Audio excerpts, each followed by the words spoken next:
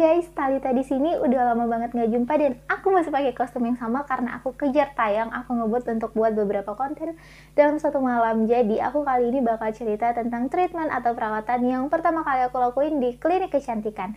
Ini tuh video adalah sambungan atau rincian dari video aku di TikTok. Kalau kalian belum follow aku di TikTok, silahkan follow ya. Karena kemarin aku pernah nge-share hari pertama aku treatment dan ternyata di luar dugaan video itu ditonton oleh 1 juta orang. Terima kasih banyak dan simak videonya sampai akhir.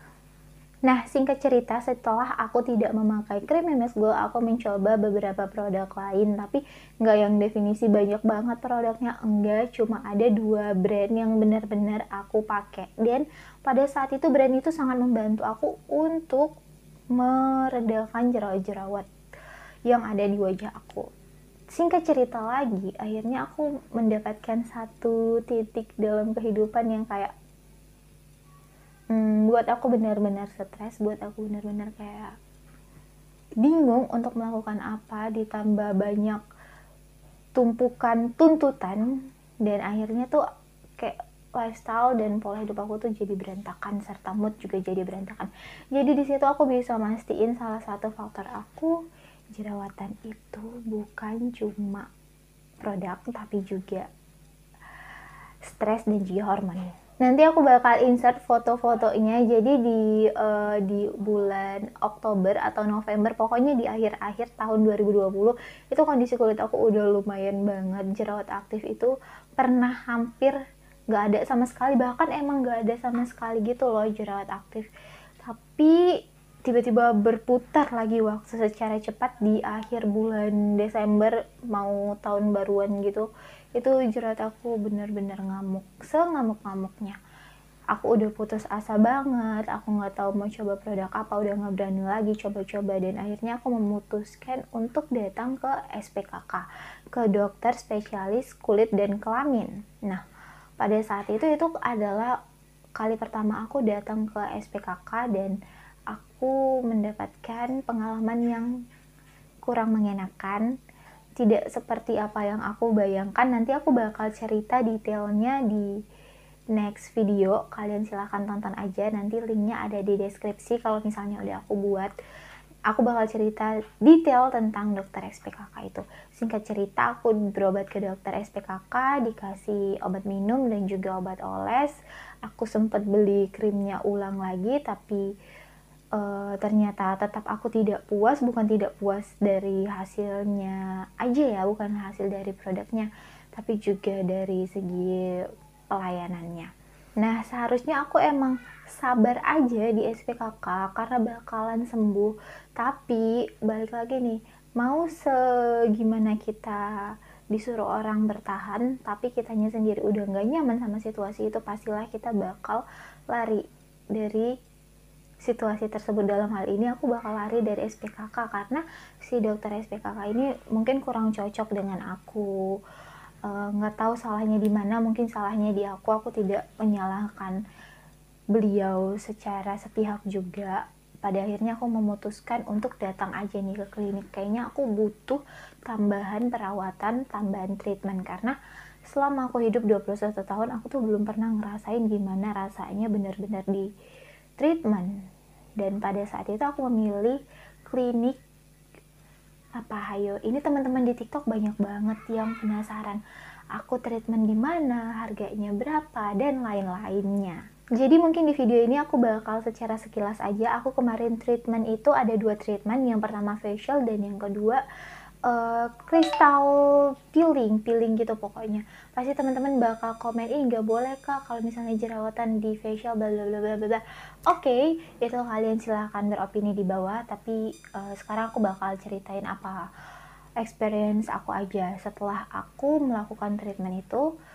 Yang jerawat aku seburuk ini nih, aku bakal insert seburuk ini, sekarang jadi seperti ini. Ini tuh literally banyak kan, maaf, ini mayoritas itu bekasnya doang. Memang ada beberapa jerawat aktif karena aku juga pola tidurnya nggak baik, aku juga banyak pikiran karena kuliah, dan juga seperti biasa hormon haid tuh.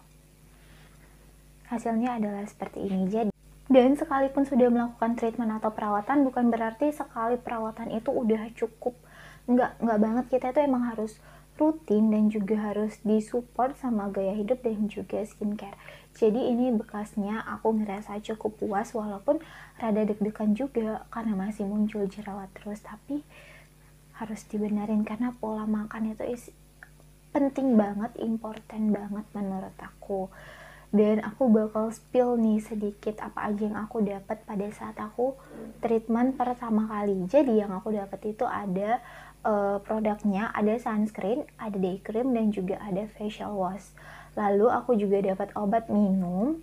Terus aku menjalani 2 treatment. Jadi aku kurang lebih itu dapat 6 bagian, dan kemarin aku itu kena sekitar 1,2 juta. Itu menurut aku cukup mahal untuk aku yang pertama kali treatment, kayak gitu, kayak oke, aku harus saving nih 2 minggu lagi biar bisa treatment, karena aku 2 minggu sekali guys treatmentnya, jadi kerjanya harus lebih keras lagi. Nah, singkat cerita, aku nanti insya Allah di hari Kamis tanggal 4 Maret 2020 aku bakal balik untuk treatment yang kedua. Itu aku udah jelasin ya tentang apa aja yang aku dapat dan berapa harganya. Untuk lebih detailnya, aku treatment di mana? Aku treatment di salah satu klinik kecantikan yang ada di Medan, dan dia ini udah tersedia di beberapa kota yang ada di Indonesia. Mungkin kalau misalnya aku cerita di video ini bakal kepanjangan banget. Aku bakal cerita lagi di video yang lainnya. Mohon maaf teman-teman jadi digiring ke beberapa video, tapi biar lebih detail aja gitu. Dan untuk menghabiskan uang sebanyak itu, kira-kira menurut aku worth it nggak? Menurut aku belum ya, belum banget, karena mungkin baru sekali, apalagi aku seumur hidup aku baru pertama kali di treatment. Jadi worth it atau enggak, aku nggak bisa bilang enggak, aku juga nggak bisa bilang iya, tapi aku masih jawab belum. Mungkin kalau aku udah ke 3 atau 4 kali itu aku udah bisa memutuskan apakah ini worth it atau tidak. Jadi seperti itu teman-teman. Kalau ditanya rasanya itu gimana, rasanya super sakit banget, apalagi waktu di facial ekstraksi komedo itu, aku sampai tangan kaki itu keringat dingin sampai karena nahan sakitnya itu. Setelah di facial tuh kan wajahnya abis luka semua, langsung deh chemical peeling, kristal peel apa gitu, lupa aku, nanti aku bakal cantumin deh, aku bakal tulis namanya apa. Itu tuh saat diolesin, oh ya ampun, panas, sakit, terus kayak mati rasa. Bahkan aku kayak nggak sampai bisa mendeskripsikan sakitnya itu gimana saat diolesin sama dokternya. Walaupun setiap diolesan wajah aku selalu dikasih kipas, tapi tetap aja air mata dari mataku tuh nggak berhenti mengalir guys, sakit itu nahannya. Dan setelah itu wajahnya benar-benar kayak habis luka, kering, tapi akhirnya jadi kayak gini deh. Nanti aku bakal insert foto-fotonya ya.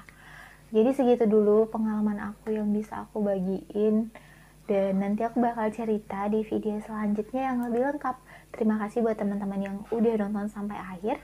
Jangan lupa share video ini ke seluruh sosial media yang kalian punya dan ke seluruh teman yang kalian punya. Siapa tahu info ini dibutuhin sama mereka.